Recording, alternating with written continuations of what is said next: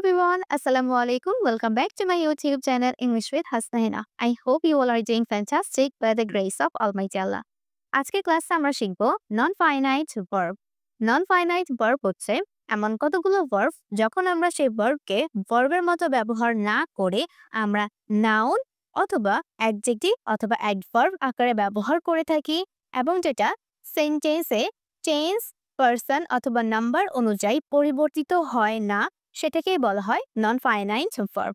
Non finite verb সাধারণত তিন ধরনের, একটা হচ্ছে ইনফিনিটিভ, জেরান্ড অ্যান্ড পার্টিসিপল। আজকে আমরা ইনফিনিটিভ, জেরান্ড অ্যান্ড এই পার্টিসিপল এই তিনটাই নিয়ে আলোচনা করব।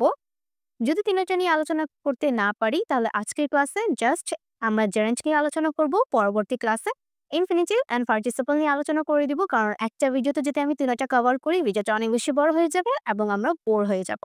ওকে, আজকের ক্লাসে আমাদের টপিক হচ্ছে জেরান্ড, যেটা খুবই ইম্পর্টেন্ট। ইংরেজিতে কথা বলতে গেলে জেরান্ডের সম্পর্কে জানা খুব বেশি গুরুত্বপূর্ণ। ওকে, জেরান্ড কি? জেরান্ড হচ্ছে নন ফাইনাইট ভার্ব এবং এটি যখন আমরা ভার্বের সাথে আইএনজি ফর্মকে ব্যবহার করি, কিন্তু সেটা ভার্ব হিসেবে ব্যবহার করি না, আমরা সেটাকে নাউন হিসেবে ব্যবহার করি, তখনই সেটাকে বলা হয় জেরান্ড। ওকে, আমরা সেন্টেন্সের কোন একটা সেন্টেন্সে এটাকে সাবজেক্ট আকারে ব্যবহার করতে পারি, অবজেক্ট আকারে ব্যবহার করতে পারি, অথবা কোন একটা প্রিপোজিশনের পরে এই জেরান্ডটাকে আমরা ব্যবহার করি অ্যাজ আ নাউন।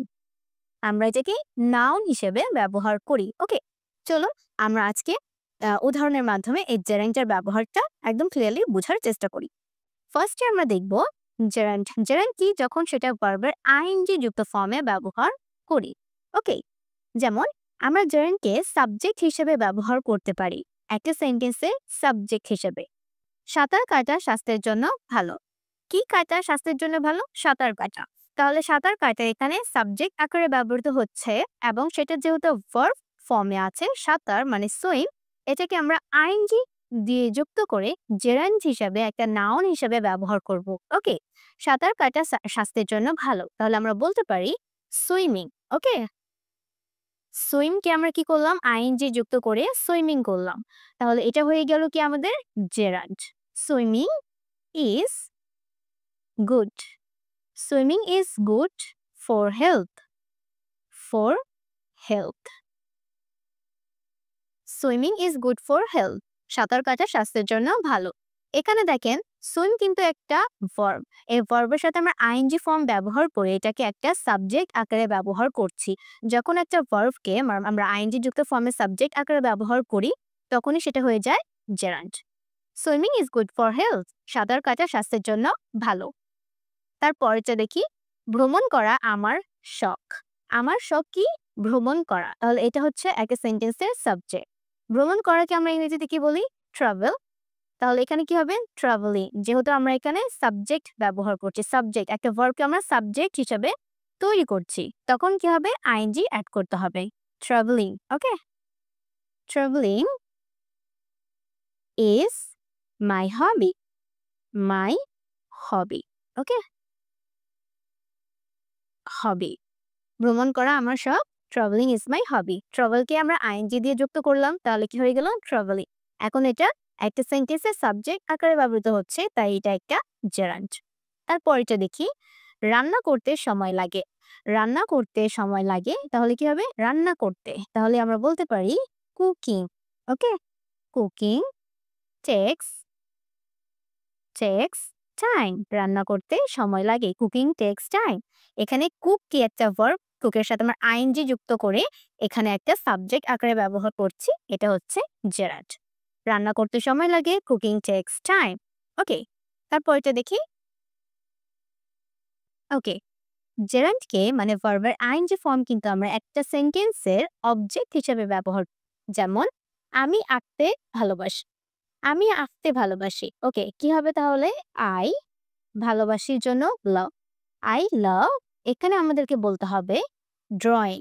ড্র হচ্ছে একটা ভার্ব, মানে হচ্ছে ছবি আঁকা, তার সাথে আমাদেরকে আইএনজি ফর্মটা ব্যবহার করতে হবে, I love drawing. I love drawing. এখানে এটা হচ্ছে আমাদের সাবজেক্ট, এটা হচ্ছে আমাদের মেইন ভার্ব, আর এই ড্রয়িংটা হচ্ছে আমাদের অবজেক্ট। যেহেতু ড্র হচ্ছে একটা ভার্ব, তাই ভার্বকে যখন আমরা একটা অবজেক্ট আকারে ব্যবহার করি তখন সেটাকে আইএনজি ফর্মে ব্যবহার করি এবং সেটাই হচ্ছে জেরান্ড। আই লাভ ড্রয়িং, আমি পড়তে উপভোগ করি। তাহলে কি হবে? আই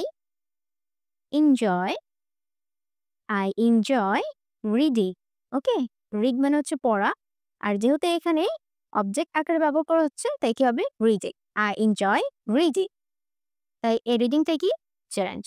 এবং কতগুলো ভার্ব আছে যে ভার্বের পরে সবসময় আমাদেরকে জেরান্ডের নিয়ম ফলো করে ভার্বের সাথে আইএনজি ফর্মটাই ব্যবহার করতে হয়।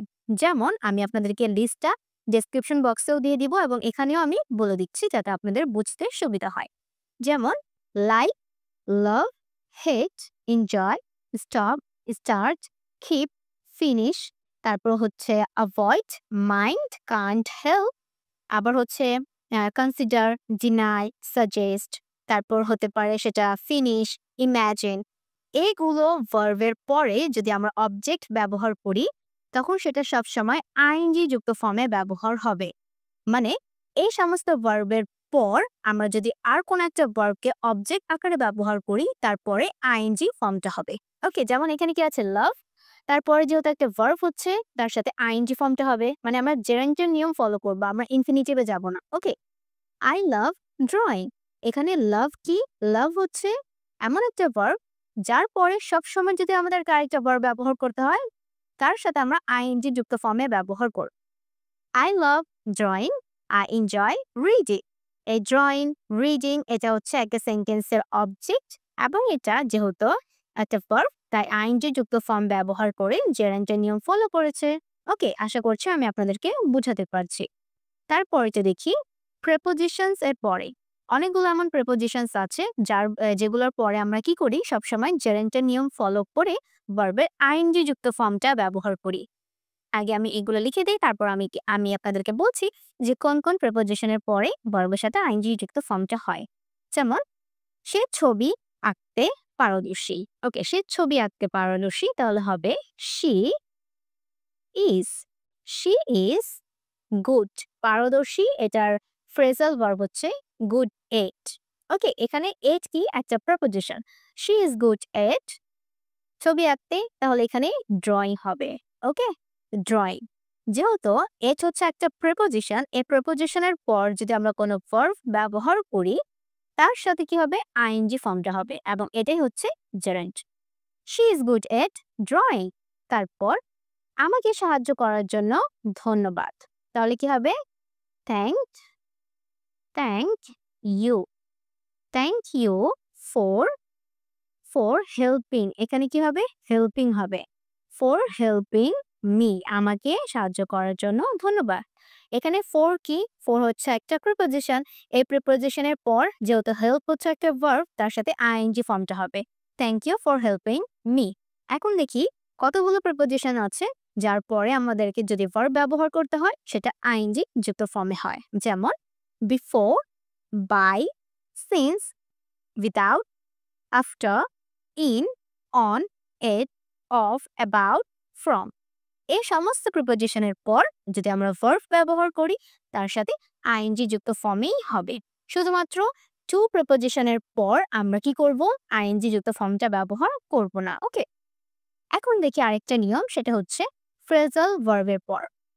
এমন অনেকগুলো ফ্রেজাল ভার্ব আছে যেগুলোর পরে যদি আমরা কোনো ভার্ব ব্যবহার করি তার সাথে আমাদেরকে আইএনজি যুক্ত ফর্মটা ব্যবহার করতে হবে। যেমন যদি আমি বলি, কয়েকটা উদাহরণ দেই। গিভ আপ, যখন আমরা কোনো কিছু ছেড়ে দেই, গিভ আপ। তারপর হচ্ছে look forward two, end up, keep on, carry on. এই সমস্ত ফ্রেজাল ভার্বের পর আমরা ভার্বের আইএনজি যুক্ত ফর্মটা ব্যবহার করব। যেমন আমি তোমার সাথে দেখা করার অপেক্ষায় আছি, তাহলে কি হবে?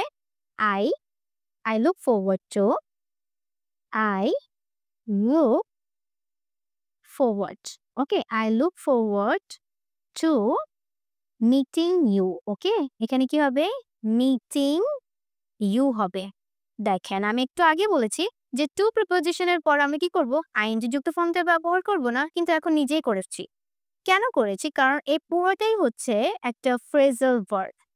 লুক ফরওয়ার্ড টু, যখন আমরা কোনো কিছুর অপেক্ষায় থাকি একদম আগ্রহের সাথে তখন আমরা এই ফ্রেজাল ভার্বটা ব্যবহার করি।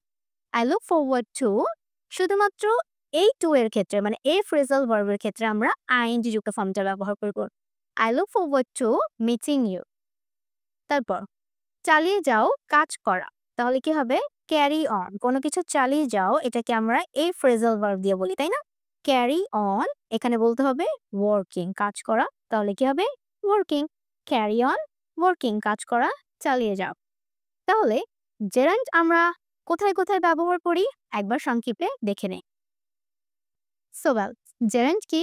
জেরান্ড হচ্ছে ভার্বের আইএনজি ফর্ম, যেটাকে আমরা একটা সেন্টেন্সে নাউন হিসেবে ব্যবহার করে থাকি এবং আমরা একটা সেন্টেন্সের সাবজেক্ট হিসেবে ব্যবহার করতে পারি, অবজেক্ট হিসেবে ব্যবহার করতে পারি, অথবা এমন অনেকগুলো ভার্ব আছে যে সমস্ত ভার্বের পর যদি আরেকটা ভার্ব ব্যবহার করতে হয় তারপরে সে আইএনজি যুক্ত ফর্মটা ব্যবহার করতে হয়, যেটা আমি অলরেডি ডেসক্রিপশন বক্সে সুন্দর করে দিয়ে দিয়েছি, সেখান থেকে আপনারা দেখে নেবেন। এবং প্রিপোজিশনের পর যদি কোনো ভার্ব হয় সেটা আইএনজি ফর্মে হয় এবং কতগুলো ফ্রেজাল ভার্বের পর আইএনজি যুক্ত ফর্মে ভার্বগুলো হয় এবং এগুলি হচ্ছে জেরান্ড। আশা করছি জেরান্ড আমরা বুঝতে পেরেছি। তাহলে নেক্সট ক্লাসে আমরা ইনফিনিটি এবং পার্টিসিপল এটা নিয়ে আলোচনা করব। সবাই ভালো থাকবেন। আসসালামু আলাইকুম।